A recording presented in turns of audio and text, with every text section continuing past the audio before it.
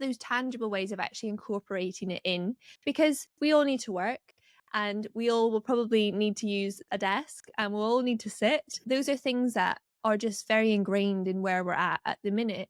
And it's something that we can't avoid, but it is adding those extra bits in, which I do think, people have those 10,000 steps challenge that they do. It becomes a little bit of a fad, and you think, whoa, everyone's going for it. But actually it's really good, because you kind of need to go outside. Like, you can't really do 10,000 steps in your house unless you live somewhere very, very big. So you need to go somewhere. It's just interesting how where we're at now, everything is online. You can work from home, you can work remotely, you can be staring at a screen. Find it funny I stare at a medium screen all day, and then I go home and then I stare at a small screen and treat myself by staring at a large screen. That was obviously, TV, computer and phone. Yeah. And it's so bizarre because meetings aren't face to face anymore. Like, there's so many different parts. We're not just talking about this physically, because obviously a huge part of what you do will be the physical side of it.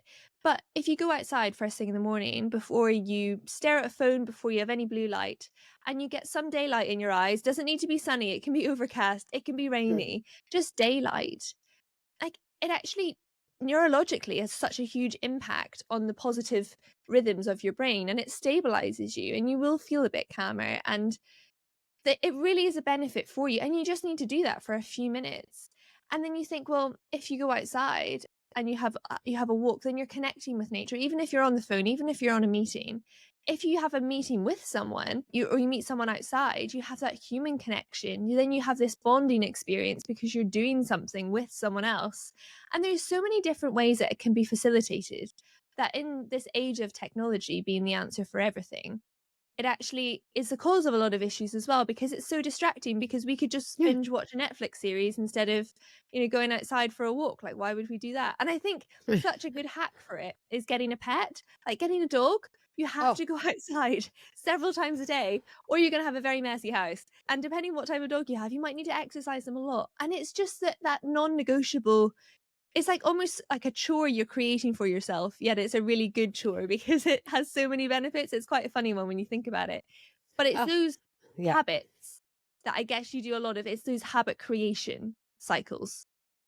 Yeah, I think first of all, I couldn't agree more about the dog thing, by the way. When I've worked with clients who really struggle to move a lot, one of my recommendations is get a dog, because, there are certain people who they'll go to the gym, but then they just can't motivate to move. And I'm like, get a dog, because you've got to go outside at least twice a day with your dog. And, when in my own neighborhood, the people I see out walking all have dogs. And you rarely see people walking who don't have dogs. So there's something to that. So yeah, I mean, my whole mission in life now is to try to help people, because I think we are all fire hosed with information. I think we all know the basics. I think people know they need to eat fruits and vegetables. They need to eat some protein. You've got to lift a weight. You got to get some cardiovascular exercise. You need to have friends. You got to go outside. You've got to sleep, right? Like, it's not that complicated. It really is not that complicated. What it is, though, is hard.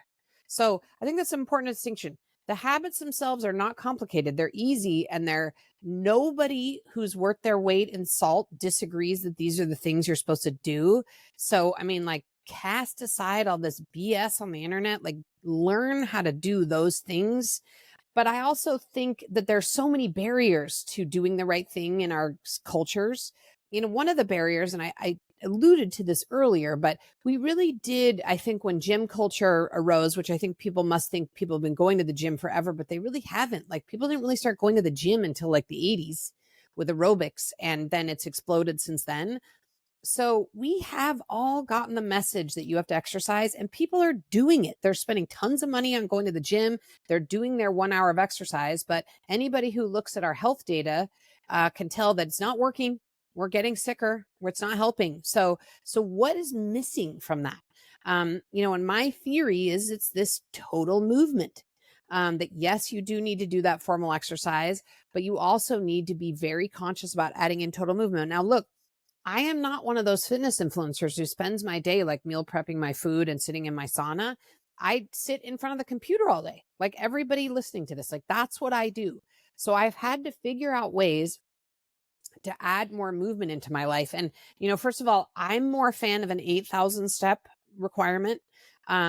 And there's very good research to show that you get the lion's share of the benefit of steps at about 8,000. The other reason I like that number is that it's much more achievable for people who have lives and kids and jobs. It's more achievable than 10,000 steps. And what I want to say is, I get 8,000 steps a day without ever going for like a walk, so to speak. I get it by, I get a couple thousand steps through my like normal activities of daily living, cooking and, moving around and going from place to place, whatever. I get some steps there. I try to take at least one walking meeting during my workday. I try to take a 10-minute walk after my workout and a 10-minute walk after my meals. My husband and I take a little walk after dinner. And then I easily crest 8,000 steps a day with just a little bit of attention to it throughout my workday. At no point am I like, I'm going for a 1 hour walk. I never do that. I'm just adding in a lot of movement. And I think sometimes people say like, why steps? Like, why steps? Well, for me, steps is just a proxy for total movement.